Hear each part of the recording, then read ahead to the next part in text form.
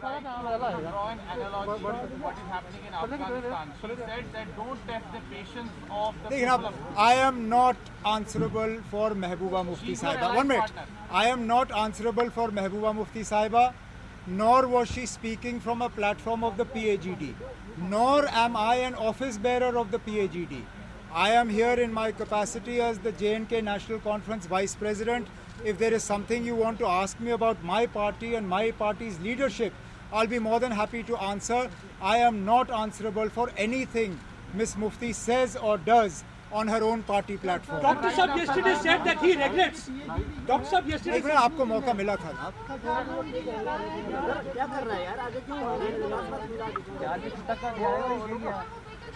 एक से मुझे इनका सवाल सुनने दीजिए। क्या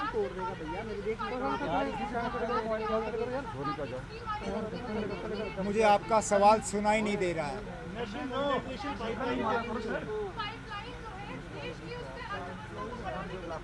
पाइपलाइन सर लग रहा है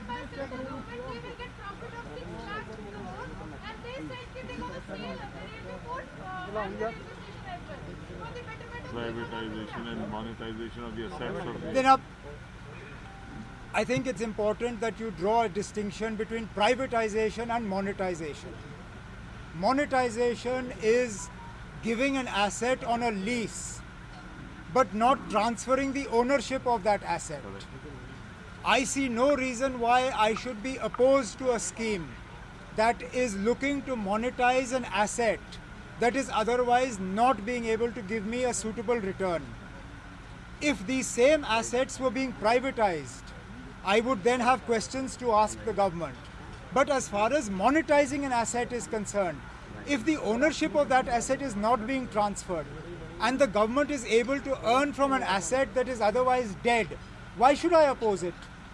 I support any scheme that will allow the government to raise revenue without putting the burden on the everyday people. My opposition is to the heavily taxed fuel, the way you are taxing petrol, the way you are taxing diesel, the way every day gas cylinder prices are going up. I am opposed to that. I would not oppose a scheme that allows you to monetize an asset without transferring ownership of that asset. Yes, I hope that the process that is followed is a transparent one, that it is not only friends of the BJP that benefit from this scheme. There should be an open, transparent bidding process. Let those the people who succeed in that bid come forward. Let those assets be monetized and let the benefit of that come to the people of India.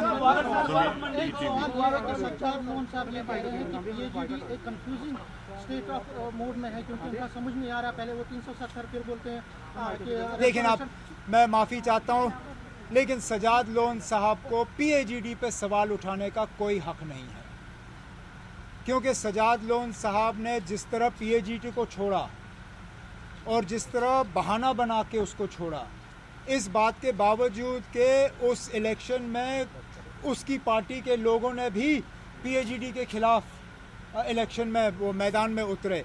मुझे नहीं लगता है कि Sajjad loan साहब को कोई भी हक है PAGD से किसी तरह का सवाल करने का।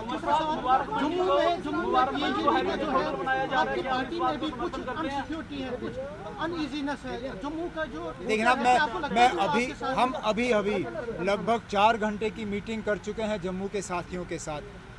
सारे सीनियर साथी हैं, पूरे जम्मू प्रोविंस के हमारे कोई भी इलाका ऐसा नहीं है जिसकी आवाज़ आज सुनी नहीं गई, और किसी भी एक साथी ने PAGD को लेके किसी भी तरह का कोई खदशात जो है जाहिर किया। यहाँ तक कि PAGD पे मेरे किसी साथी ने कोई बात भी नहीं छेड़ी। उमर साहब कश्मीर में चुनाव जो है वो जल्द होंगे। आपको लगता है कि यूपी और पंजाब के चुनाव से पहले यहाँ पर चुनाव होंगे या हो जाने चाहिए? लेकिन अब चुनाव का फैसला इलेक्शन कमीशन के हाथों है। इलेक्शन कमीशन जब यहाँ इलेक्शन कराने का फैसला करती है तो अच्छी बात है। हम तो 2019 में इलेक्शन की तैयारी करके बैठे हुए थे, क्योंकि तब तक हमारा असेंबली जो है वो ख़त्म किया गया था। जब इलेक्शन कमीशन जो है इलेक्शन कराना चाहे करे, हमारा तो सिर्फ ये है कि आप इलेक्शन से पहले हमें स्टेटहुड वापस कर दीजिए। बाकी लड़ाइयाँ हम सुप्रीम कोर्ट में लड़ते रहेंगे, चाहे वो, मुझे ख़त्म करने दीजिए ना आप, चाहे वो 370 को लेके हो, चाहे जो भी 5 अगस्त 2019 को हुआ उसकी लड़ाई जो है हम सुप्रीम कोर्ट में लड़ते रहेंगे। लेकिन जहाँ मुल्क के वज़ीर आज़म, मुल्क के होम मिनिस्टर सबों ने पार्लियामेंट में कमिट किया है कि जम्मू कश्मीर को जो है स्टेटहुड वापस किया जाएगा, हम तो कहते हैं ना अब नेक काम में देरी क्यों, आप इलेक्शन से पहले स्टेटहुड का ऐलान करिए, जम्मू कश्मीर को फुल स्टेटहुड रिस्टोर करिए और शौक से इलेक्शन कराइए ना, हमें क्या एतराज़ है? अगर नहीं होता है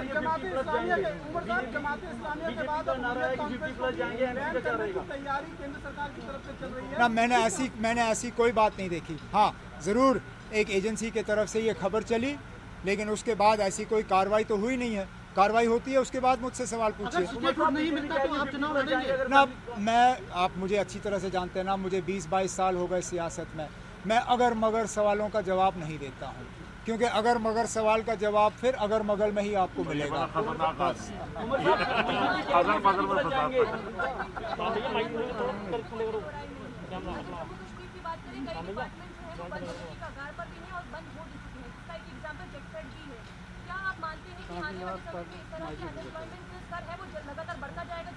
शुक्र है आपने ये सवाल किया।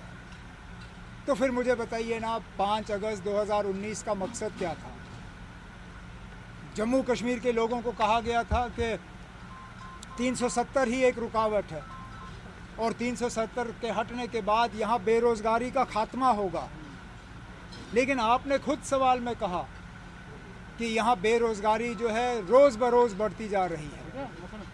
तो फिर कहाँ गए वो रोज़गार के रास्ते, कहाँ गई वो एम्प्लॉयमेंट, कहाँ गया वो इन्वेस्टमेंट?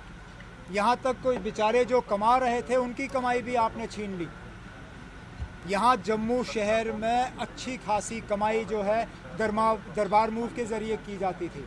ये तो हमें तस्लीम करना होगा कि फाइनेंशियली कश्मीर के ट्रेडर्स को दरबार मूव का इतना फ़ायदा नहीं होता था जितना जम्मू के ट्रेडर्स को दरबार मूव का फ़ायदा होता था। दरबार मूव को कर्टेल करने के बाद सबसे ज़्यादा नुकसान जम्मू के ट्रेडरों को हुआ और वो सीधा 5 अगस्त 2019 का नतीजा था। तो मैं फिर मजबूर होता हूँ ये सवाल करने पे कि बताइए जनाब, 5 अगस्त 2019 का फ़ायदा पहुँचा किसको? अगर बेरोज़गारी नहीं कम हुई, अगर करप्शन नहीं कम हुआ, अगर के मतलब डेवलपमेंट, लोग अभी भी शिकायत कर रहे हैं कि डेवलपमेंट नहीं है। आपने डीडीसी के इलेक्शन कराए, कोई भी डीडीसी का चेयरमैन आज मुतमईन नहीं है कि इलाके में काम हो रहे हैं। तो बताइए ना, 5 अगस्त के बाद आपने हासिल क्या किया? तालिबान के साथ एंगेजमेंट होनी चाहिए गवर्नमेंट ऑफ इंडिया की। आपको लगता है कि बहुत कह रहे हैं कि वो बदल गई है, क्या आपको लगता है एंगेजमेंट शुरू करनी चाहिए, उनके साथ मौका देना चाहिए? आप कहते हो एंगेजमेंट शुरू होनी चाहिए या नहीं? एंगेजमेंट तो कर रहे हैं। ये तो आज की खबर है कि कतर में आप एक दूसरे से बात कर रहे हैं। अगर आप बात कर रहे हैं तो फिर आप मुझसे क्यों पूछ रहे हैं कि होना चाहिए? आप तो कर रहे हैं। आप कैसे देखते हैं उसे? मौका देना चाहिए उनको। देखना, सुनिए, either Taliban is a terror organization or it is not. Please clarify to us how you see the Taliban. Is the Taliban a terror organization? If it is not, will you move in the United Nations to have it delisted as a terror organization? Because right now you are presiding over the United Nations Security Council. If it is a terror organization, then how do you distinguish between Taliban and other terror groups? If it is not a terror organization, then please move in the United Nations to have it removed from that list of terror organizations. Let their bank accounts start functioning and let's not treat them differently. But you can't have different yardsticks for different organizations. If they are a terror organization, why are you talking to them? If they are not a terror organization, why are you banning their bank accounts? Why are you not recognizing their government? Make up your mind what it is. I am not the decision maker, nor does my view matter to you. Last question and then I have to go. BJP का कहना है कि वो 50+ जाएंगे। BJP का ये कहना है कि अगर असेंबली इलेक्शन होते हैं वो 50+ जाएंगे। एनसी का क्या स्टैंड रहेगा इस पे? एक मिनट, जम्मू कश्मीर का, लेकिन अब मेरे पास अगर ऐसी जादू की छड़ी होती तो आपको नहीं लगता कि 5 अगस्त से पहले मुझे पता होता कि रियासत को क्या होने वाला है और मुझे खुद क्या होने जा रहा है? मेरे पास कोई ऐसी जादू की छड़ी नहीं है ना जिसके बुनियाद पे मैं आप जिसको इस्तेमाल करके मैं आपको ये कह सकूं कि जम्मू कश्मीर का फ्यूचर ये है। बीजेपी कह रही है 50 प्लस जाएंगे, बीजेपी कह रही है 50 प्लस जाएंगे अगर असेंबली इलेक्शंस होती है, तो एनसी का क्या नारा रहेगा? उमर साहब रिलेटेड अब हम नारों पे नहीं जाते, हम ग्राउंड पे काम करते हैं। हमने अभी अब 50 प्लस 45 तो क्रॉस किया नहीं था पिछले इलेक्शन में, तो 50 क्या उनका नहीं था मिशन, क्या था नंबर मिशन 45? अब की बार 50 प्लस है। 45 नहीं पहुंचे तो 50 क्या? पहले 50 पहले तो 45 आना चाहिए था उनको, 50 तो दूर की बात है। 370 पर रविंदर रैना ने कहा कि 370 की हड्डियां भी गंगा में विसर्जित कर दी गई हैं। अब ये जो सोच रहे हैं लोग कि अब हड्डियां गंगा में क्या विसर्जन हुए वो हमने कोविड के दौरान देखे ना। अब मुझे नहीं लगता है कि रविंदर रैना साहब या बीजेपी को इस तरह की बातें करनी चाहिए, क्योंकि अभी भी जख्म वो जो है वो अभी मतलब वो पूरी तरह से दे हैव नॉट हील्ड। हम वो तस्वीर भूले नहीं जिन लोगों ने मजबूरी और परेशानी में अपने रिश्तेदारों को गंगा के किनारे वहाँ रेत में दफन किया। ये बातें जो हैं ये रविंदर रैना साहब की मुंह से जचती नहीं है। पहले तो उनको माफ़ी मांगनी चाहिए जो कोविड के दौरान उन्होंने मुल्क में हालात पैदा होने दिए, फिर जाके 370 पे तबसरा करें। चले नमस्कार, मैं हूं मानक गुप्ता। अगर आपको हमारा ये वीडियो पसंद आया हो तो इसे लाइक और शेयर जरूर करें, और हाँ, हमें सब्सक्राइब और फॉलो करना ना भूलें ताकि आप देश और दुनिया की कोई खबर मिस ना करें। तो जुड़े रहिए हमारे साथ और देखते रहिए News 24।